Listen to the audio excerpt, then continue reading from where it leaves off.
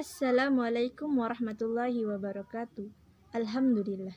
Alhamdulillahi rabbil alamin. Assalatu wassalamu ala asrafil anbiya'i wal mursalin.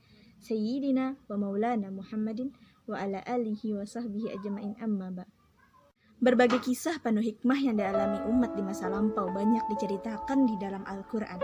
Banyak kisah yang memberikan peringatan kepada kita agar tidak tergelincir, dan banyak juga kisah memberikan kita pelajaran untuk tetap teguh meneguhkan keimanan hingga maut menjelang. Seperti halnya kisah Ashabul Kahfi, pemuda yang memegang teguh keimanan. Di sini ulun hendak berkisah tentang Ashabul Kahfi.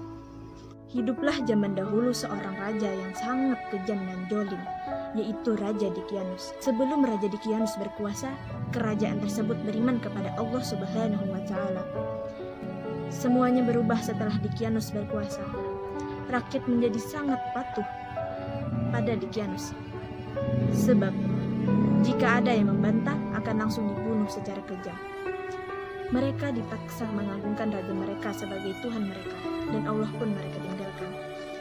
Namun berbeda dengan rakyat kebanyakannya yang menjadi patuh kepada raja zalim itu. Ada 7 pemuda yang menentang dengan kekuasaan raja zalim itu, yaitu Maxalmena, Martinus, Castunus, Bairunus, Danimus, Yatbunus, dan Tamlika. Keimanan mereka pun diketahui oleh Raja Dicyanus. Dicyanus pun marah, langsung memerintahkan bala tentaranya untuk mencari 7 pemuda tadi dan membawanya ke hadapan Raja Dicyanus. Dicyanus menawari berbagai macam kesenangan dunia kepada 7 pemuda tadi, mulai dari jabatan, kekayaan, wanita, dan lain-lain. Semuanya ditolak mentah-mentah oleh mereka. 7 pemuda beriman tersebut lebih memilih mempertahankan keimanan daripada menjadi penyembah selain Allah.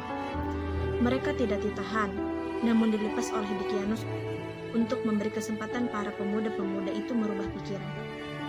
Di akhir pertemuan tersebut, Dicyanus mengancam akan membunuh pemuda itu jika tidak segera merubah keyakinan mereka. Apakah pemuda tersebut akan yakin dan akhirnya menjadi pengikut Raja Dicyanus? Lah, tidak. Mereka sama sekali tidak berpikir untuk merubah keyakinan. Tidak berpikir untuk merubah keyakinan. Dengan ancaman Dicyanus, justru mereka semakin mantap dan yakin akan keimanannya. Sebagai usaha untuk mempertahankannya, mereka sepakat untuk berhijrah, pindah ke tempat lain yang lebih baik, dan mendukung keimanan mereka. Mereka pun mengasingkan diri ke tempat yang jauh, bersama 1 ekor anjing yang bernama Kitmir, yang dipercaya sebagai satu-satunya anjing yang masuk surga. Ketika sampai pada sebuah gua, mereka masuk ke dalamnya dengan masuk untuk beristirahat, dan akhirnya tertidur di dalam gua itu. Tempat lain, Raja Dicyanus sangat murka karena kepergian 7 pemuda beriman tersebut, dan memerintahkan seluruh rakyat untuk mencari 7 pemuda beriman itu. Raja juga memperdaya rakyat dengan hadiah yang besar bagi yang berhasil menemukannya, dan ternyata tidak satu pun yang berhasil menemukannya. 7 pemuda itu istirahat dengan tenang di dalam gua. Mereka tidak sama sekali jika istirahat tidur mereka sangat lama, yakni 309 tahun. Mereka merasa tidur dalam sekejap mata saja, namun mereka benar-benar terselamat dari keterikaman Raja Dicyanus. Mereka bangun dari tidurnya saat kekuasaan telah berganti, di mana negeri dipimpin oleh raja yang memberikan kebebasan kepada rakyatnya dalam hal keimanan.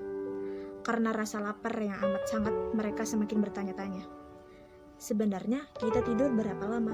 Dan hanya Allah lah yang tahu. Salah satu pemuda tersebut keluar dari gua berniat untuk membeli makanan. Sepengetahuan pemuda itu masih merasa di zaman Raja Dicyanus, sehingga dia berjalan dengan hati-hati. Ketika sampai di pasar dan hendak membayar makanan, pedagang makanan terheran-heran dengan bentuk uang yang diberikan pemuda itu. Pedagang makanan akhirnya memanggil pengawas pasar dan berharap akan menyelesaikan persoalannya. Pengawas membawa pemuda itu ke hadapan raja, dan akhirnya ia menceritakan asal-usulnya. Betapa terkejutnya raja dengan kisah yang diceritakan oleh pemuda beriman itu. Dan raja menceritakan bahwa Raja Dicyanus telah mati pada 309 tahun yang lalu. Istana kerajaan menjadi hening dan haru dengan adanya pemuda beriman yang telah mempertahankan keimanannya dari raja yang kejam. Pemuda itu mengajak semua orang agar terus beriman kepada Allah Subhanahu wa Ta'ala dan jangan sekali-kali tunduk kepada selain Allah. Raja yang soleh mengajak para pemuda untuk pindah ke istana. Namun, 7 pemuda Ashabul Kahfi menolak dengan halus dan lebih memilih tinggal di gua. Hingga akhirnya Allah mewafatkan 7 pemuda tadi. Kianlah kisah Ashabul Kahfi yang penuh hikmah. Semoga Allah Subhanahu wa Ta'ala menjadikan sisa umur yang membangun lamanya hari kehidupan kita di dunia ini bermanfaat bagi Islam dan kaum muslimin, memberi peluang, kemudahan, dan aplikasi dalam mengukur sejarah peradaban emas manusia dengan tinta emas kebaikan dan kemuliaan, hingga keberkahan umur kita dirasakan oleh mereka yang terlebih sebagai generasi selanjutnya. Amin amin ya rabbal alamin. Assalamualaikum warahmatullahi wabarakatuh.